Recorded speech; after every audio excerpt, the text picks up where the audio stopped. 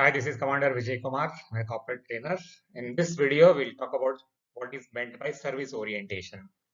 This is a competence which comes under emotional intelligence. Now, what is it to be service oriented? Service oriented people put the customers first. They will do everything to ensure that the customer is happy. They will have empathy. They will understand the customer. They will put themselves in the shoes of the customer and exactly feel like the customer so that they can solve their problems. They are proactive. They will anticipate the problems and ensure that the problems don't occur. And if they occur, they are well trained to solve those problems and not just to empathize.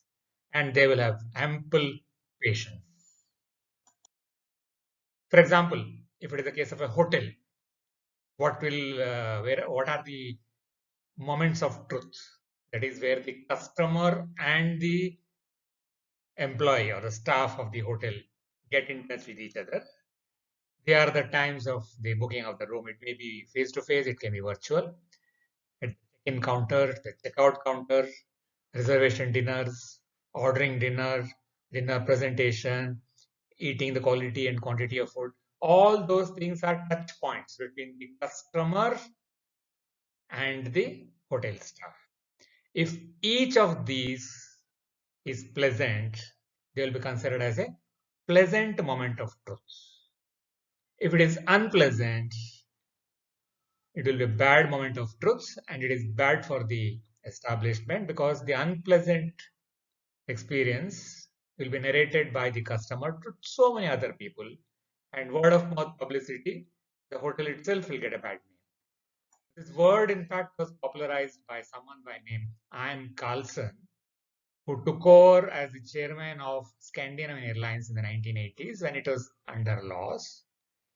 And rightly, he thought that airline industry is a customer-centric industry. So he conducted a series of training programs for all his staff. And after 6 months, he came to a conclusion that yes, my training programs have worked because there was this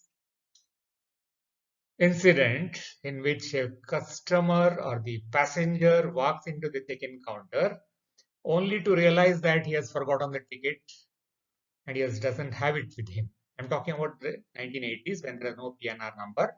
You should have a hard copy ticket in order to fly, and that is government regulations.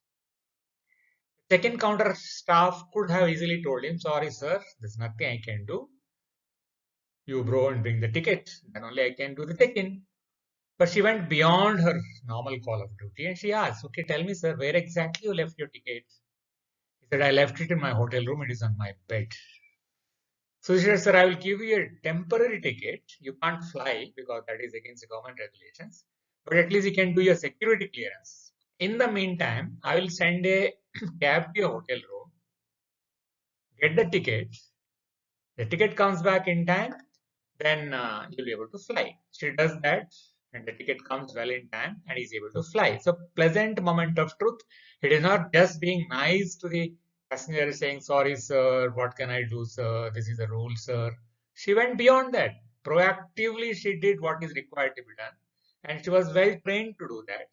And she was empowered to do that. She did not say, I'll ask my manager, and manager will ask his manager. By the time the bureaucratic decision making takes place, the plane would have taken off. So that book, Moments of Truth, talks about this sort of incidents, and the whole gamut of what exactly is to be a customer-centric person. But this is something which each member of the employees, all the employees should internalize themselves.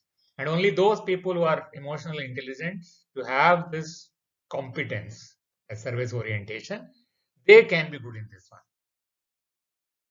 So how to inculcate? Employees should take pride in their work. They should realize that each one of us is a link in the big chain, which is the organization. And the chain is only as strong as the weakest link. If I don't perform my duty towards the customer, because of whatever reason, I don't take pride in that. I may think that I'm not paid enough. So in that case, I cannot be service oriented. I should love my work. I should take pride in my work. And I should be doing something which I'm good at. If I'm not good in my work, I'll never be able to give the best. So Khalil Gibran, the novelist in the novel The Prophet, talks about work, working with love. He says, what is it to work with love? It is to weave the cloth with threads drawn from your heart, even as if your beloved were to that cloth. It is to build a house with affection, even if it's as if your beloved were to dwell in that house. It is to sow seeds with tenderness and reap the harvest with joy, as if your beloved were to eat that fruit. Work is love made visible. And only when we are able to inculcate the love for our work and we are good at that work, we take pride in doing that work, we will be able to develop service orientation. So thank you very much for watching. This is Commander Vijay Kumar, a corporate trainer.